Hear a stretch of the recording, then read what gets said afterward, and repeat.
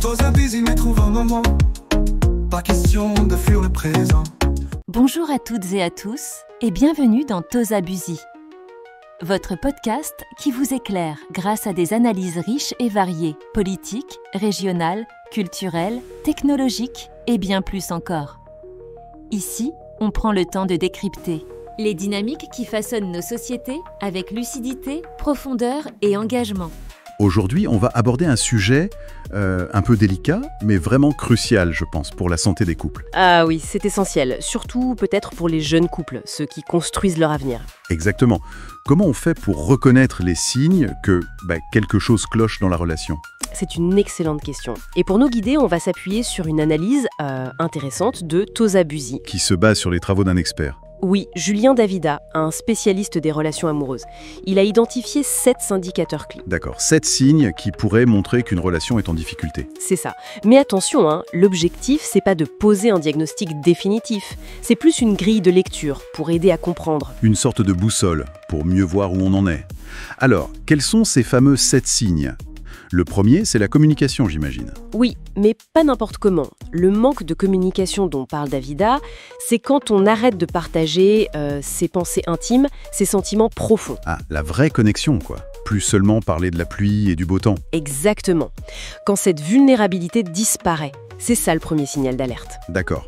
Et logiquement, si on ne partage plus ça, on a du mal à se projeter ensemble. Ça mène au deuxième signe. Tout à fait. Le deuxième signe, c'est l'absence de projet commun. Quand on arrête de planifier l'avenir à deux. Que ce soit les vacances, un achat important ou même des grands projets de vie. Oui, voilà. C'est comme si, petit à petit, les chemins commençaient à se séparer, sans forcément le dire. Le troisième point, ce sont les conflits non résolus. Alors là, on se dispute tous, non ? C'est quoi la différence ? Le truc, c'est pas la dispute en elle-même. Davida insiste sur le côté répétitif et sans issue. Toujours les mêmes sujets qui reviennent. C'est ça. Et on n'arrive jamais à un compromis, chacun reste sur ses positions. Ça accumule du ressentiment. Ah oui. Et le quatrième signe, c'est la diminution de l'intimité. Oui. Et là encore, c'est double. Il y a l'intimité physique, bien sûr. Ah, moins de câlins, de gestes tendres. Voilà, l'analyse parle de la disparition des gestes affectueux spontanés. Mais il y a aussi, et c'est crucial, l'intimité émotionnelle. Ce sentiment de proximité, de connexion. Exactement. Cette distance qui s'installe, même si on est dans la même pièce. C'est clair. Cinquième point, le manque de soutien mutuel. Ça se voit comment concrètement ? Surtout dans les coups durs, en fait. Ne plus se sentir épaulé, compris par son partenaire quand ça va mal. Ne pas être une équipe face aux difficultés. C'est un peu ça. Ou alors commencer à ne voir que les défauts de l'autre, oublier ses qualités. D'accord. Et on arrive aux deux derniers, les priorités qui divergent. Oui.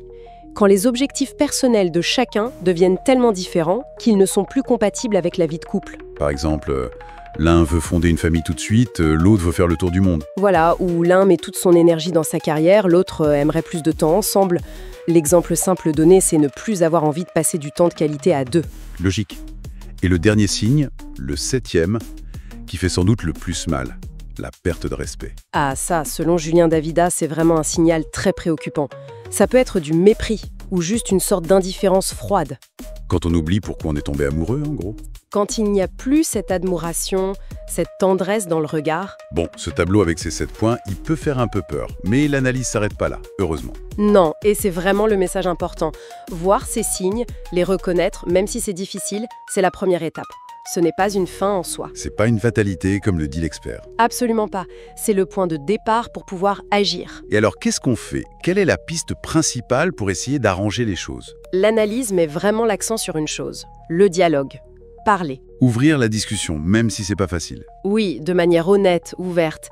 Dire ce qu'on ressent, ses besoins, sans forcément accuser l'autre, mais parler de soi.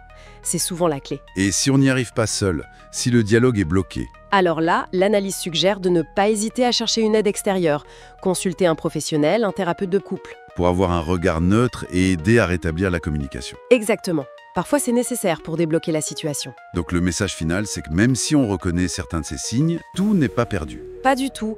Tous les couples ont des hauts et des bas. Ce qui compte, c'est l'attention qu'on porte à la relation, la volonté de bosser dessus ensemble. C'est cet effort commun qui fait la différence. C'est ça. C'est ce qui permet de renforcer le lien, même après des difficultés. Bon, c'est une note d'espoir importante. Pour finir, peut-être une petite question pour réfléchir. Oui, une idée simple. Si jamais un de ces signes résonne un peu, juste un peu, quelle toute petite action on pourrait faire, là, aujourd'hui? Tosa Busy, mais trouve un moment. Pas question de fuir le présent.